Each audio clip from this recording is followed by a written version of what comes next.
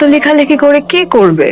চলো আমার সাথে আজকে লাঞ্চ করবে, তারপর তোমাকে আমার বাসায় নিয়ে যাও। যারা কি করতেছো? এটা অফিস, এইখানে আমাদেরকে প্রপারলি বিহেভ করতে হবে, ওকে? তোমার বাবার অফিস, তুমি এত টেনশন নিচ্ছ কেন? তোমাকে যা বলেছি, এখন আমরা লাঞ্চ করব। আমার অনেকগুলো কাজ পেন্ডিং আছে, কাজগুলো শেষ করে আমরা অফিস ছুটির পরে বসি। এগুলো তোমার কাজ। আরে আমরা এখন লাঞ্চ করব। শোনো আমার কথা। আরে চলো। রুমান,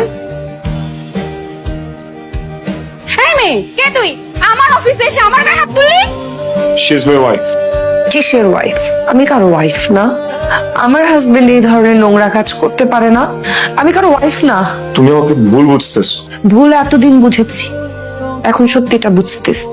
তুমি কি ভাবো আমি জানি না? আমি তোমাদের প্রেম আলাপের চ্যাটিং দেখি নাই, আমাকে কেউ কিছু বলেন, আমি সব জানি, কিন্তু বিশ্বাস করতে পারছিলাম না। আজকে অফিসে জাস্ট আমি দেখতে এসেছিলাম কে সে, আর নিজের চোখকে আমি কিভাবে অস্বীকার করব, আমি কিভাবে অবিশ্বাস করব? আমিও দেখবো তুই কিভাবে রুমানের সাথে সংসার করিস। Get out, get out. জি বলুন। জি, আপনার মেয়ের সাথে আপনার অফিসের এক ম্যারিড এমপ্লয়ি রিলেশনশিপ চলছে। কই না তো। রোমানের কথা বলছি। আপনার মেয়ে জানে রোমান ম্যারিড, রোমানের স্ত্রী আছে, তারপর ওকে রাতে রাতে টেক্সট করে ডু সামথিং। এগুলো তো আমি কখনো জানি না। তাহলে আমি আপনাকে বলছি, আমি রোমানের স্ত্রী, আমার অনেক কষ্ট হয়, প্লিজ আপনি কিছু করেন। আপনি আপনি আপনার মেয়েকে থামান।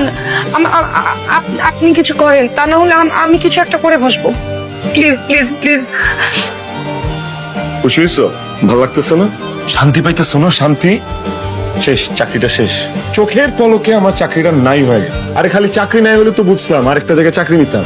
এমন মানুষের কাছে যে তুমি কমপ্লেন করছো, you was the god damn BGM head. আমি শুধু এই কোম্পানিতে নেই, সেক্টর আর কোনোদিন চাকরি করতে পারবো না। কোনো কথা বলা দরকার নেই।